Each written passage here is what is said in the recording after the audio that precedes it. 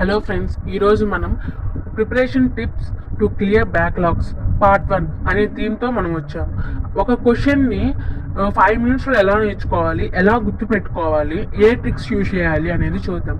నేను ఇప్పుడు ఎంసీలో ఒక క్వశ్చన్ని ఎగ్జాంపుల్గా చూస్తున్నాను. List the interrupts of 8051 MC and give they priority.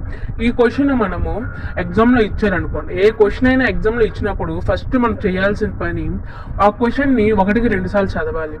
Next ఆ క్వశ్చన్లో ఏం అడిగారు మనల్ని, ఎన్ని క్వశ్చన్స్ ఉన్నాయి, ఒక క్వశ్చన్లోనే ఎన్ని క్వశ్చన్స్ ఉన్నాయి అని తెలుసుకోవాలి. నెక్స్ట్ మనము ఆ క్వశ్చన్ మనం ఎప్పుడైనా కానీ ఒక క్వశ్చన్ చదివేటప్పుడు ఒక క్వశ్చన్లోనే నెంబర్ ఆఫ్ క్వశ్చన్స్ అనేవి మనము వేసుకోవాలి. ఈ క్వశ్చన్లో మనము ఏమేమి వేసుకున్నామంటే, ఇంటరప్ట్స్ మీనింగ్ ఏంటిది, ఎందుకు ఎంసీలో ఇంటరప్ట్ యూజ్ చేస్తాము, ఎన్ని ఇంటరప్ట్స్ ఉన్నాయి, వేడి యొక్క ప్రయారిటీ ఫస్ట్ ఉంది. ఇలా ఒక క్వశ్చన్లో నెంబర్ ఆఫ్ క్వశ్చన్స్ వేసుకుంటే మనము నెంబర్ ఆఫ్ క్వశ్చన్స్ నేర్చుకోవచ్చు.